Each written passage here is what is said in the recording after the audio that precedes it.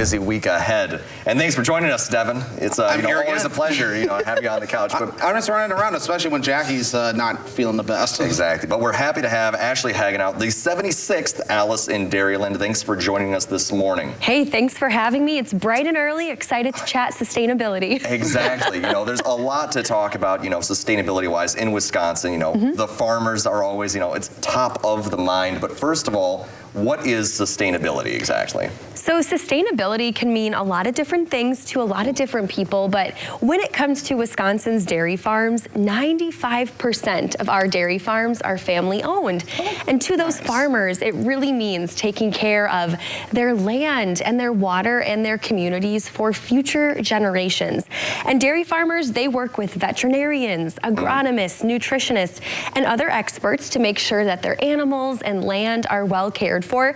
And our dairy cattle actually have a superpower all on their own. Oh, do they? So they can take feedstuffs like, say, grass and other forages and turn that into delicious, high-quality milk for us to enjoy. So I really do consider that a superpower. And that's just a few different ways that the dairy industry practices sustainability and really what sustainability means in agriculture.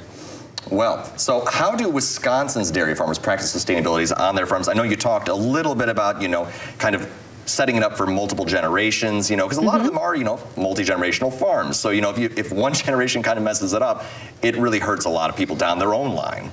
It's really important when it comes to sustainability, like you said, Michael, to really practice what we do today for future generations. So one of the ways that farmers practice sustainability is through planting cover crops. And I actually have an example of the impact of cover crops when it comes to agriculture. So if you want to grab our water over here, and let's start pouring a little bit of water on just our soil. And you can give it a good healthy dose of water, and you'll start to see the water trickle down. And that water contains some soil. It's not necessarily as high quality of water.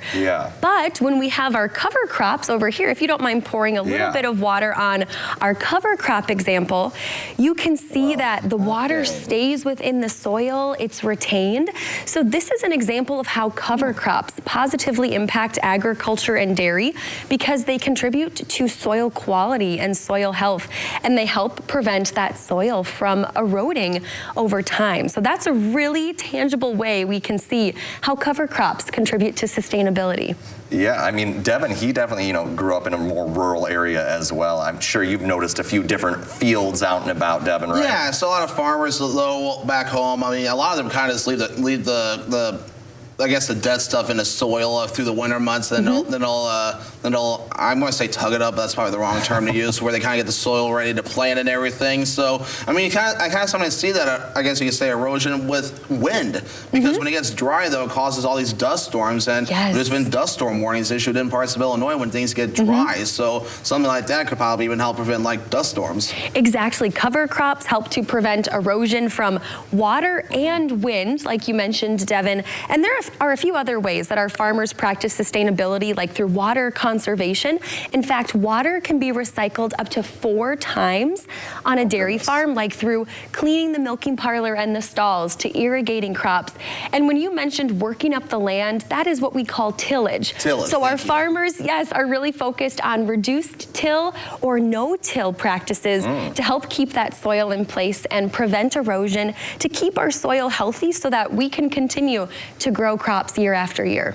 Yeah, absolutely, and create, all of the great Wisconsin products. I know you brought some stuff, obviously, with you this morning, of course. What goodies do you have up here for us here? So I have some examples of ways that we can support Wisconsin's dairy farmers by looking for the Proudly Wisconsin Dairy Badge. We've talked about that a few different times this year.